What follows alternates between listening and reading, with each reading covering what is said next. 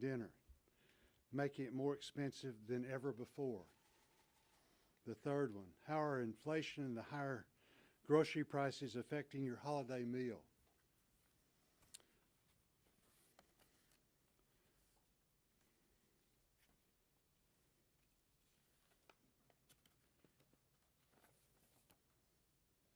The last article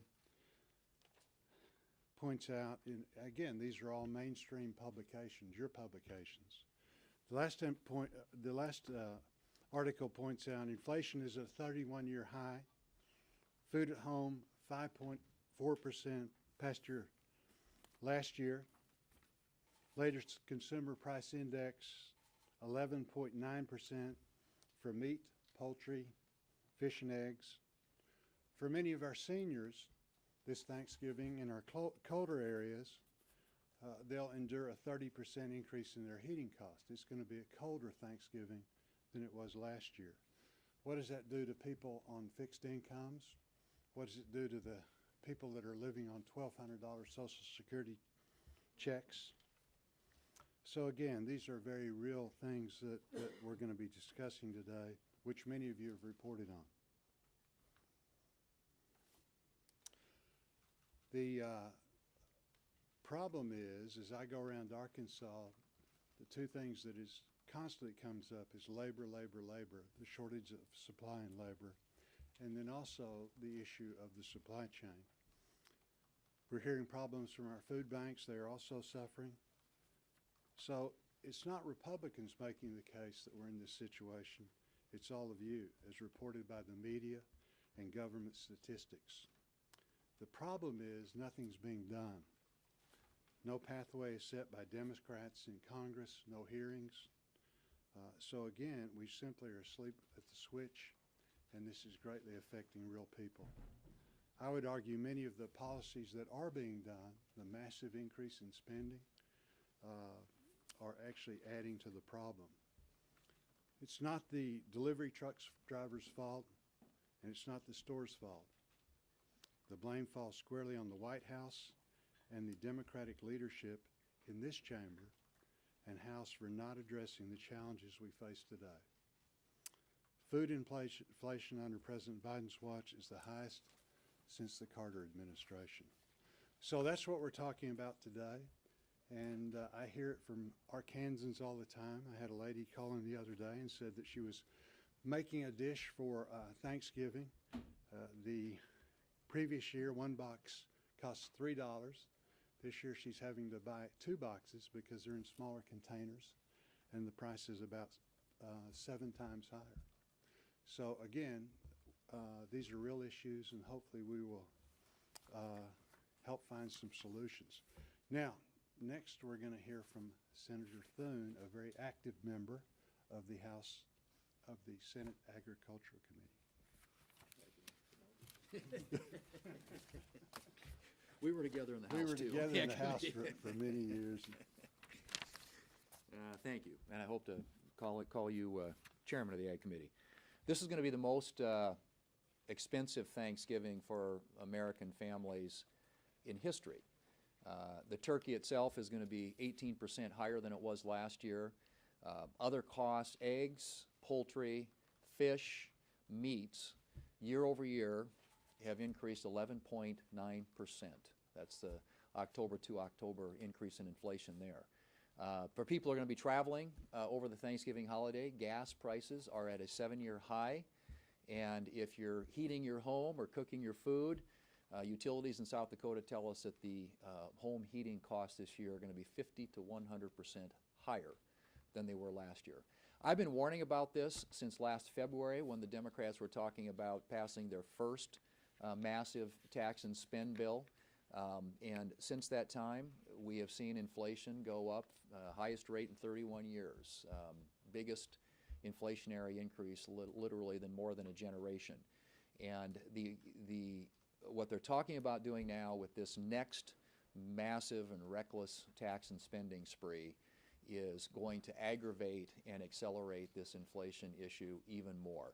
It's not going away. And the only thing that they can do to make it worse is to flood the zone with more spending, more taxes, and more debt. and you'll see inflation continue to go up. The best thing we can do to stop that from happening is to stop this reckless tax and spending spree dead in its tracks. And I hope that we will have some Democrats who come to the conclusion that that's the case and be willing to work with us to make that happen. Thanks, John.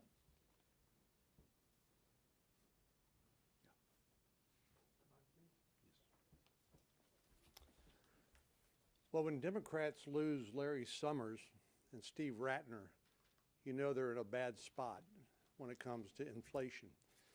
But they've said what is very obvious to anybody who's been paying attention, as Senator Thune and others have said, when you have this much money chasing limited goods and services, it invariably is going to drive up the cost.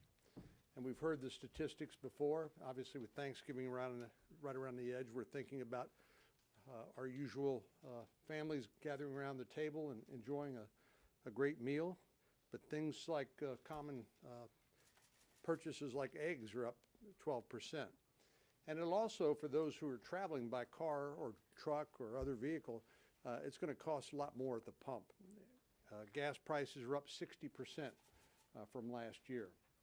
And the fact of the matter is that no one's wages are growing at that rate.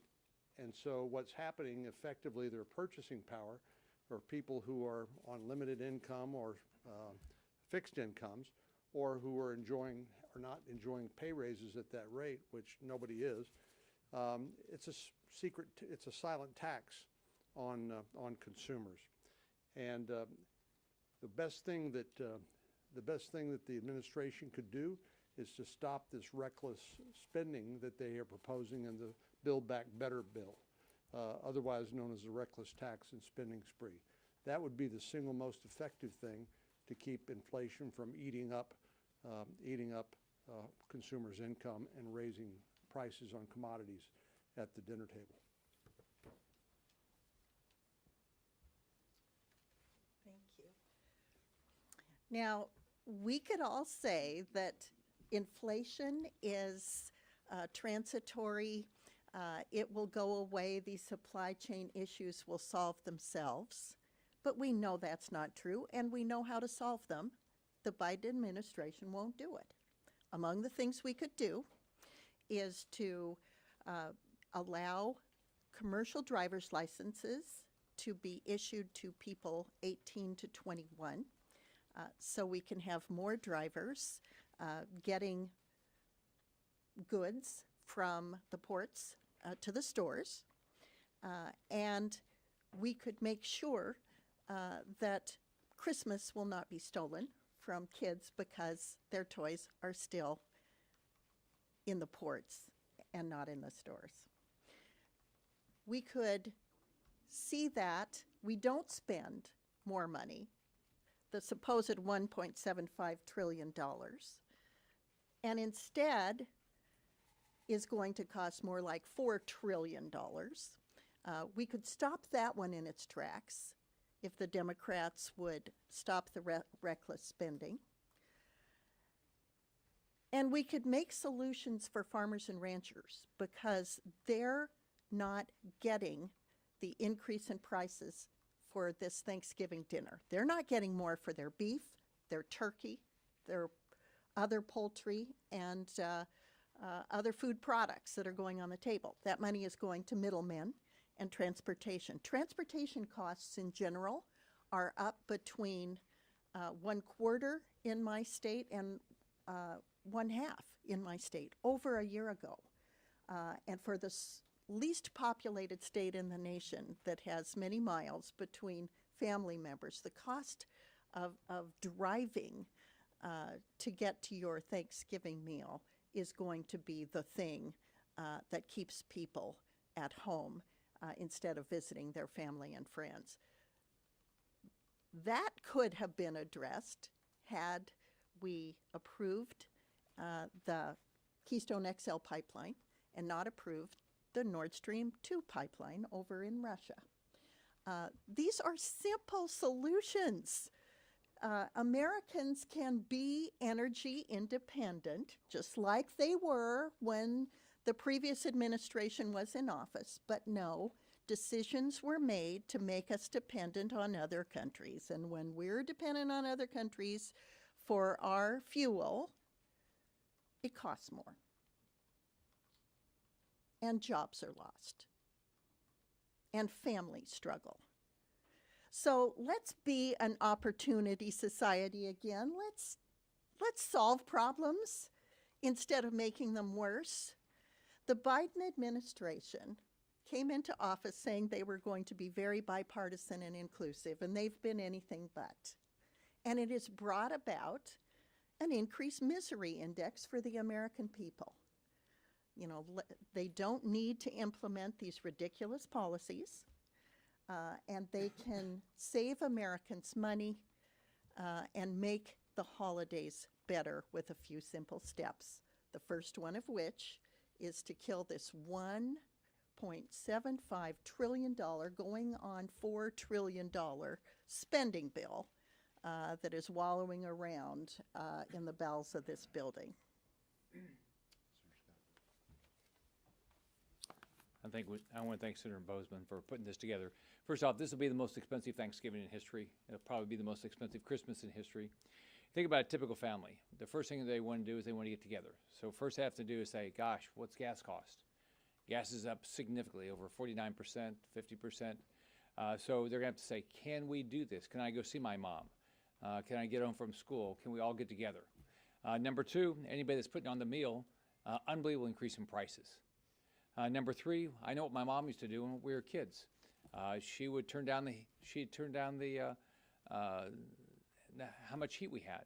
So it was colder. I mean, she'd turn it down at night because she couldn't afford the heating oil. That's going to happen all across the country because all these things are going up in price. So it's Thanksgiving, it's Hanukkah, and Christmas.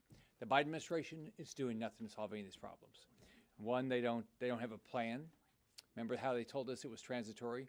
Well, every month it's gotten worse since Biden took office. Number two, they don't do anything about the supply chain problem.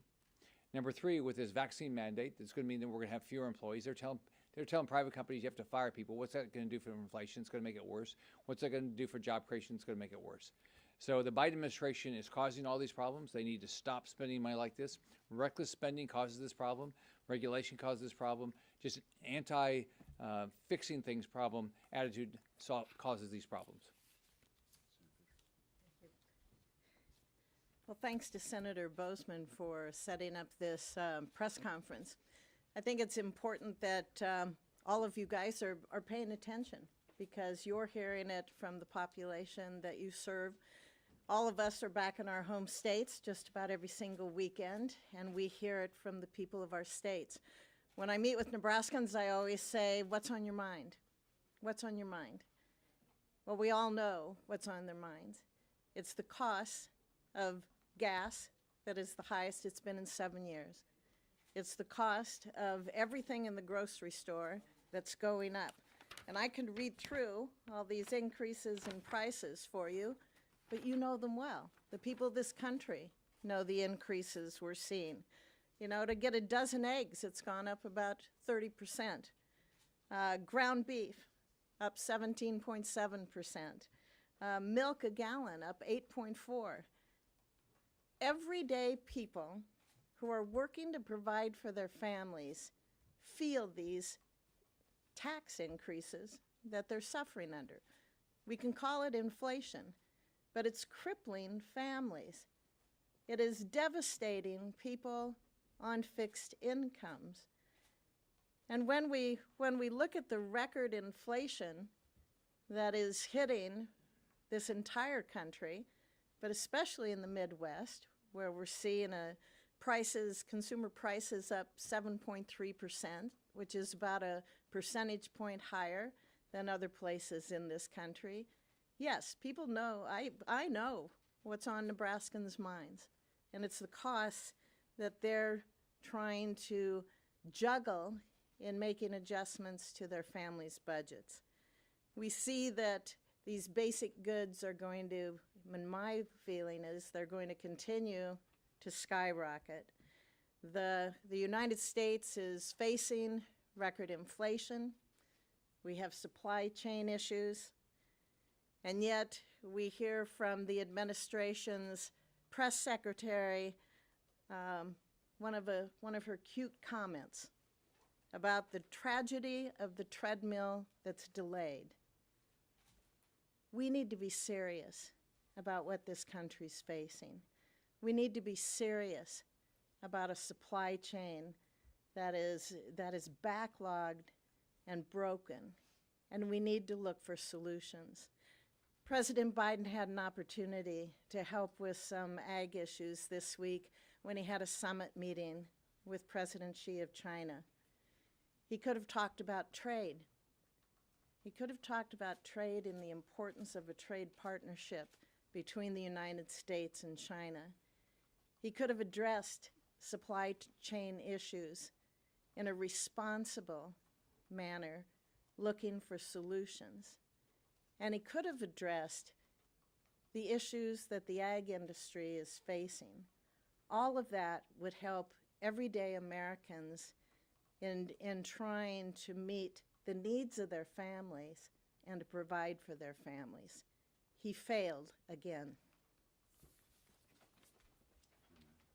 Senator Bozeman, thank you for your leadership on the Senate Ag Committee and for your organizing today's press conference. Soaring inflation and supply chain woes will make this Thanksgiving our most expensive in history. Kansans know that. They see it. They tell me that they know it, and they're conveying it to their elected officials. I co-chair the Senate Hunger Caucus. The demand for services this Thanksgiving season at our food banks is increasing dramatically as more and more people can no longer afford that Thanksgiving meal. Record high prices are also affecting our farmers and ranchers, those who produce the food. The average retail price for anhydrous, the basis of nitrogen fertilizer, set a record this week at $1,113 per ton, a 38% increase in just 1 month. The 7 other major fertilizers, including phosphate fertilizer, increased 9 to 36%, according to DTN, which tracks monthly fertilizer prices. And don't forget about the massive increase in the cost of natural gas and the cost of diesel fuel and the price of gasoline. This impacts those who produce our food in dramatic ways. A Kansas farmer in McCune told me the total fertilizer cost to raise corn, wheat, and soybeans increased by $350,000 on our family farm. He noted that some herbicides have gone up by as much as 225%. Another farmer, this one in Holcomb, Kansas, told me with the increased cost of inputs like fertilizer, fuel, and chemical, we will have to adjust our farming practices if we want to survive. Commodity prices have also risen. So we're talking about what we grow and produce in Kansas: wheat, cattle, corn, soybeans. For example, wheat sold in Colby, Kansas at the elevator, that increased by 48% in the last year, and fed cattle increased by 21% just in the last year. That should be, in a sense, good news for farmers. Increasing commodity prices should mean increasing revenue. But the reality is that those increasing prices, while damaging to everyone, including what farmers put on their table, is not able to compensate for the ever-increasing cost of production. The input costs exceed the increase in the cost of those commodities. However, what's good news for Kansas farmers, in this case, turns out not to be good news. Those prices we see on the commodity boards at the grain elevator don't reflect any ability to have profits, but again demonstrate the cost of production being so great that those increased costs damage our farmers. Inflation is hurting everyone, from those at the checkout counter to farmers and ranchers who are producing the food for our Thanksgiving tables. Thank you.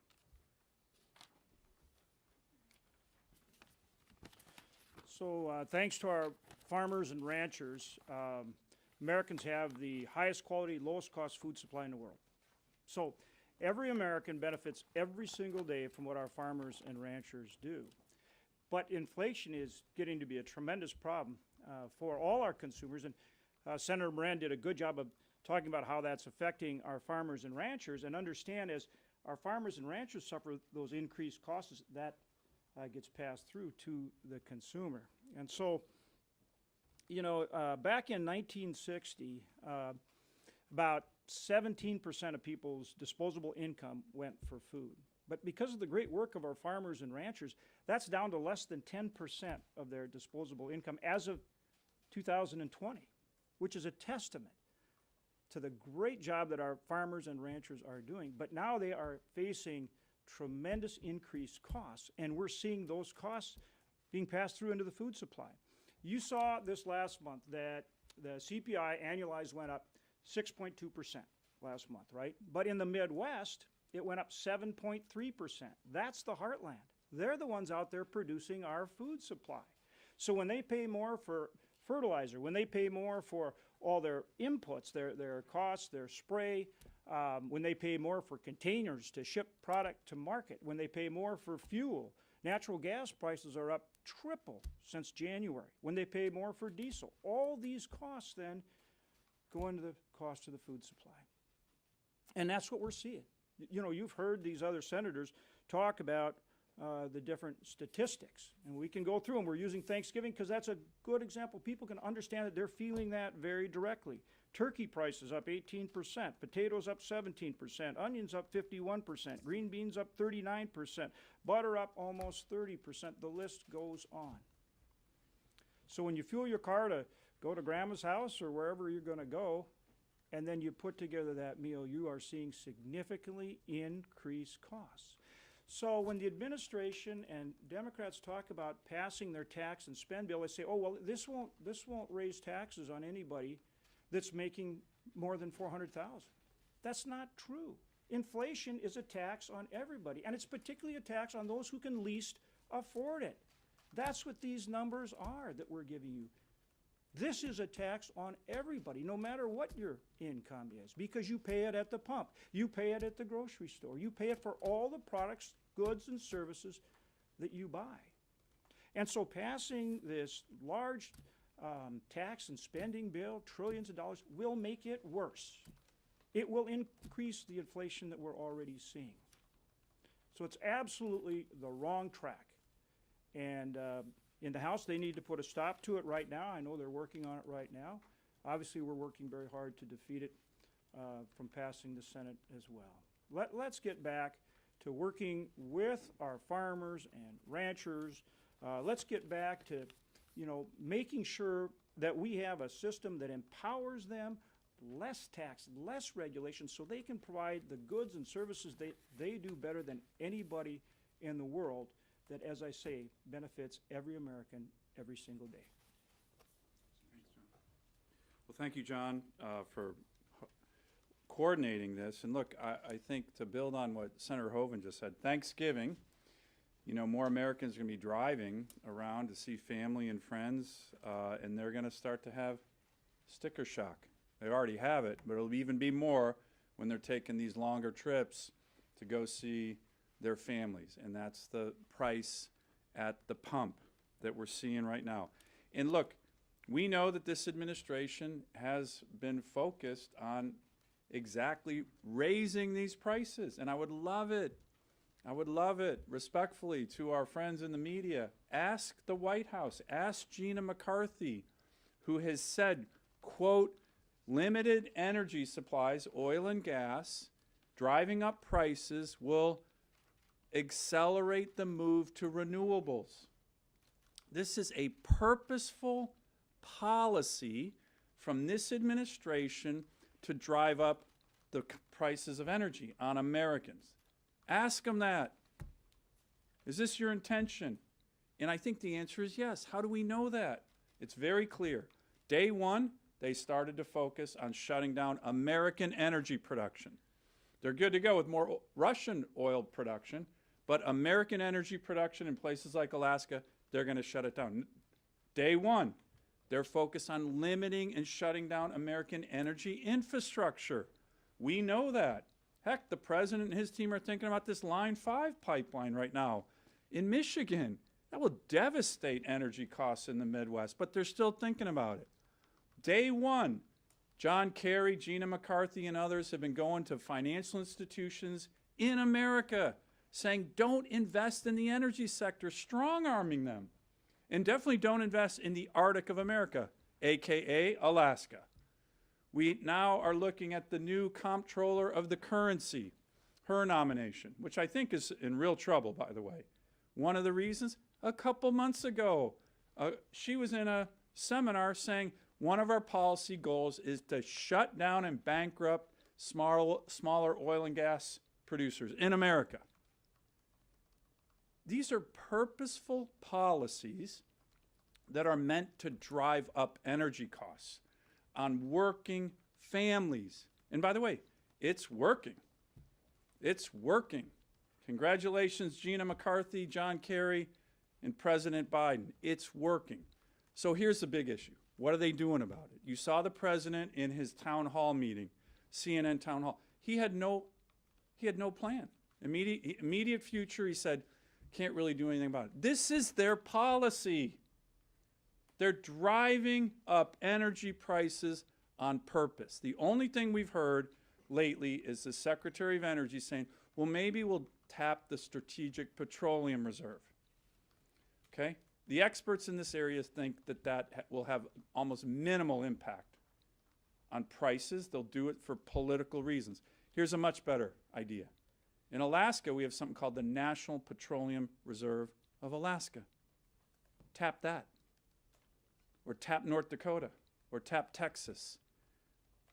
There are policy ways to get out of this problem of high energy prices, but it would be great if you guys could ask the White House, do you really want to? Because I think their policy prescriptions are clear. They want to drive up energy prices on Americans. They're doing it, and it's harming the most vulnerable that we have in our country. Well, good afternoon, everybody. November is a month that we should all celebrate and be thankful for so many things. I'm thankful for my family. I'm thankful for our health. I'm thankful for our freedoms. And like so many Americans, I'm looking forward to next Thursday when my family will get together on our family farm.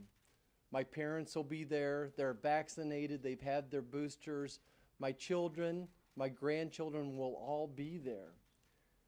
And when we gather around the table, one of the favorite parts of Thanksgiving lunch is what's for dessert. But this year, there won't be blueberry pie, and there's not going to be any pumpkin pie.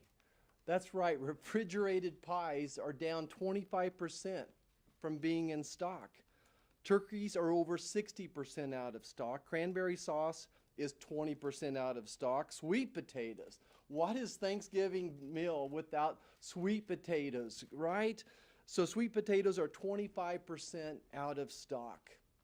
These supply crises are created by the policies of this White House. Why does the White House want to create supply chain crisis? This all started when we were paying people more to stay at home than to go to work.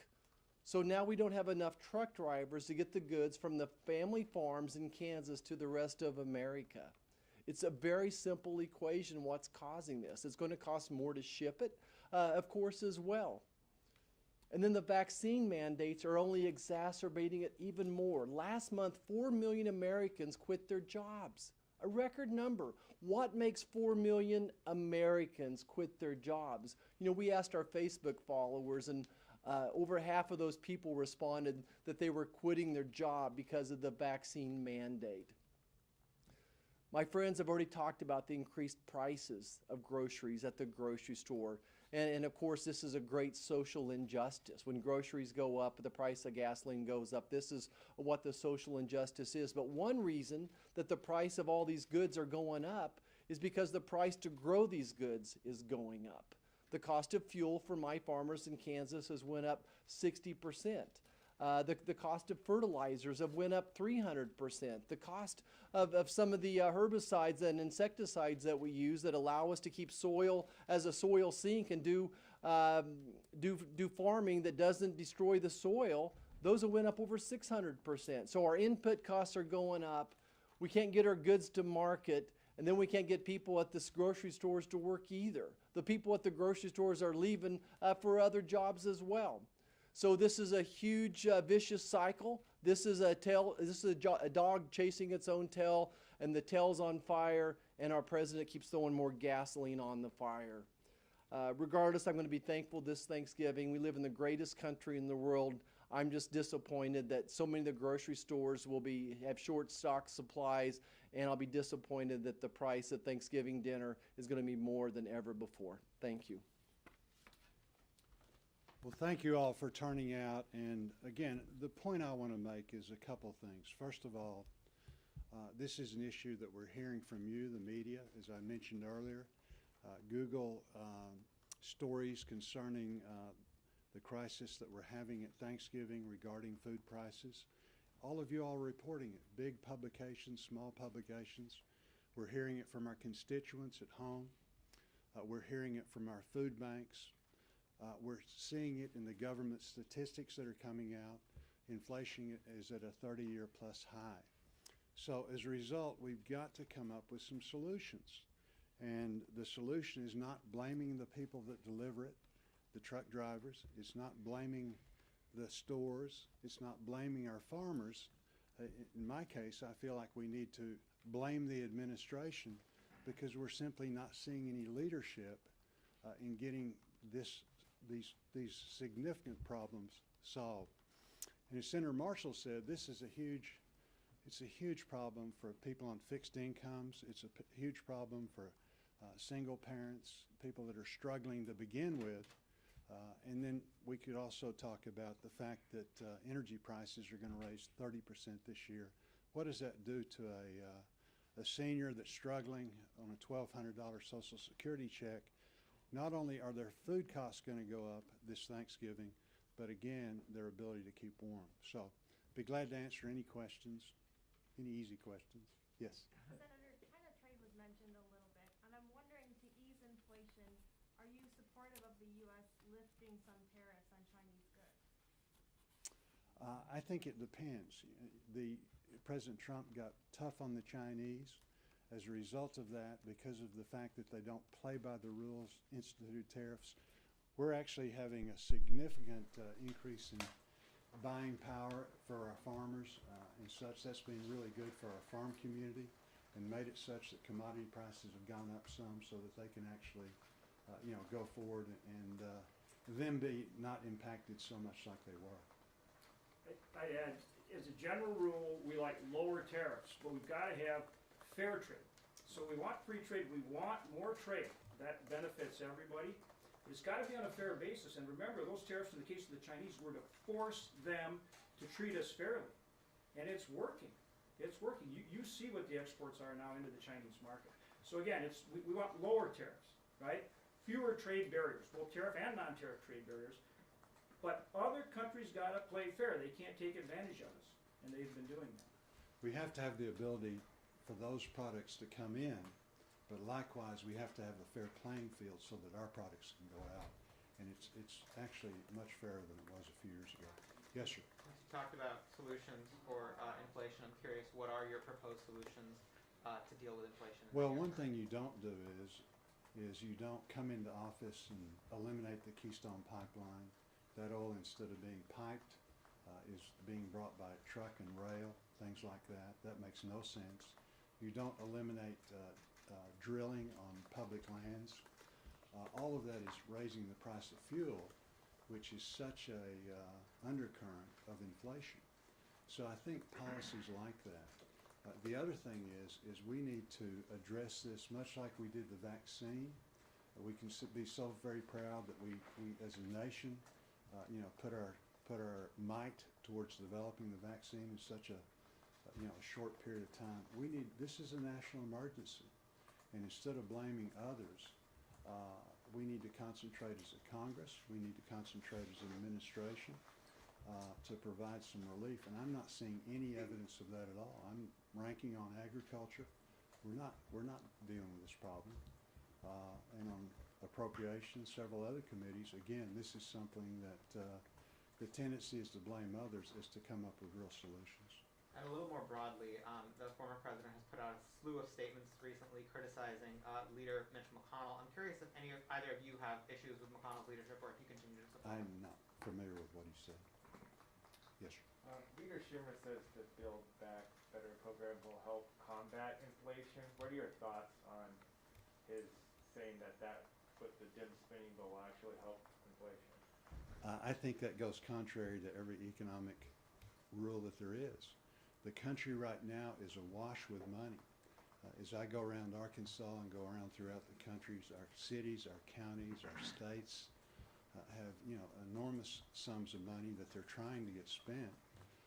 Along with that, we had the $1.9 trillion spending bill, which incidentally had no Republican input at all, no hearings as to whether or not that was going to be beneficial or not beneficial. And now we're looking at a 1.75, which probably is much closer to 4 than 2, okay? So as a result of that, I think that is going to be very, very inflationary and really just put gasoline on top of the fire. Yeah, I think that's the point you heard everybody making up here, is it makes the problem worse. It will increase inflation, and it will be a de facto tax on everybody, including low-income people, as they buy all these things, whether it's food or energy or anything else. That's the very point we're making. And the other thing about that, again, that's not coming just from a Republican. When you read the mainstream economics folks, I think they would concur with what John and I just said. These are simple truths. Yes, sir. Could you further describe the labor situation in Arkansas? And could you, secondly, would you encourage employers to raise wages or improve their health care benefit offerings to workers, or improve, the offerings to their employees? Well, as I go around Arkansas, it doesn't matter if I'm in the biggest city or the smallest city in Arkansas, the first thing that comes up is labor. To the point that many businesses are actually restricting the hours that they're open because they can't find help. Others, you go in and you're in a restaurant, a convenience store, whatever, you immediately realize because of the lines, because of the waits and things, that they're running very, very short-staffed. So it is a huge issue.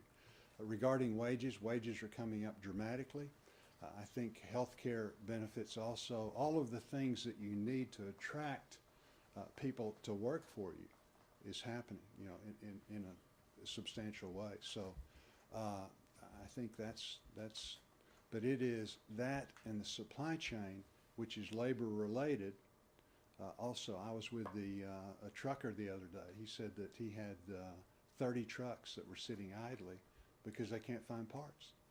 Again, what does that do to the supply chain? John? No, I think that's right on. Look, the way you improve wages and benefits is you have a growing economy, and then the demand for labor is what makes that happen, not more government programs that create the very problems with supply chain that we're talking about. So again, that's the problem. This is too much government, too much tax and spend, which is being pushed by the administration and Democrats in Congress. That exacerbates the very problems that we're talking about, including getting more people into the workforce and working and providing those goods and services. If we could solve or remedy somewhat the labor situation and the supply chain, I think that the economy is poised to just roar, to come back. But this is really putting a wet blanket on everything. One more. Yes, ma'am. I was just wondering if you or the party had any concrete plans to incentivize workers to help them get back in the workforce. Well, I think that I don't know that we will be the ones that are incentivizing, but I think businesses themselves are coming up with those things to do all they can to get. I think that's really where it needs to come from, is the businesses themselves providing incentives. And I think that's coming, but it is a huge problem. The growing economy does that. That's how, if you have a growing economy, then supply and demand, that creates those better benefits. That's how it should work. The problem is too much government is getting in the way of that. One more. I thought you said one more. We, Thank you, Senator.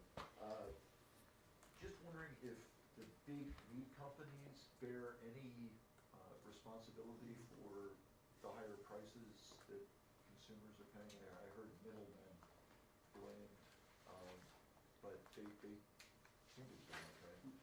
This is Well, a good, important question. No, it is an important question because John's a cow-calf state, I'm a cow-calf state, and this is something that really is affecting our producers.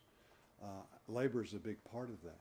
A lot of these plants are running very short-handed, so they can't operate at full capacity.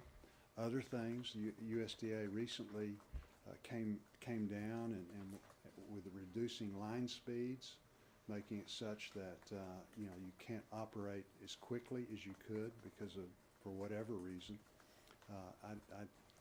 They were operating very safely in that regard, so I think that's been a factor. And really the list goes on and on. So what we need to do is get more competition. USDA has been helpful in that regard. And then also the other thing is more transparency with pricing. That's the other thing that would be helpful. So we had a really good hearing in the Ag Committee regarding this, and so I think everybody really is working hard. The problem is, and this is kind of getting in the weeds, but as you start building new facilities, you're talking about $100,000 per cow slaughtered. So if you're slaughtering 10 cows a day, which is nothing, then you're talking about $1 million investment. So this is a real problem. This is one, though, that unlike some of the other things that we're talking about, you know, we're actually working on very, very hard to come up with a solution. And again, I think two things that there is agreement throughout the industry is more competition and then also more transparency. And I think maybe looking at some of our imports as to what's going on in that area. Yeah, thanks for the question. Very important. Too much concentration in the processing industry, no question about it. We have got to find ways to address that. And that means not only more competition, more information, more pricing transparency. We have legislation where any number of bills that we're working to do that. The administration needs to do more, both USDA and DOJ, in terms of them looking at pricing in the markets. And then we've got to find ways to get more players into the processing industry of all different sizes, right? So we're coming up with ideas and programs and concepts to get more alternatives for livestock producers to market, you know, their cattle or hogs or whatever it may be. But yeah, this is an issue that we're working on. We need to work on it aggressively. We're starting to make some progress in terms of getting the different cattle associations looking at some of these concepts. You saw recently now Grassley and Fisher have gotten together on a bill. I like that because it takes some of the concepts that Grassley had in his 50-14 as far as cash sales, and then some of the ideas that actually Sonny Perdue brought forward that Deb Fisher now has captured. We've got the contract library in there as well. It's a bill I sponsor. So we're starting to bring some of these concepts together in a way that I hope will create a consensus where we can move some of this legislation and address this very important problem that you brought up. Okay. Thanks. Thank you all very much. you, guys. We appreciate it. Thank you. Yes, sir.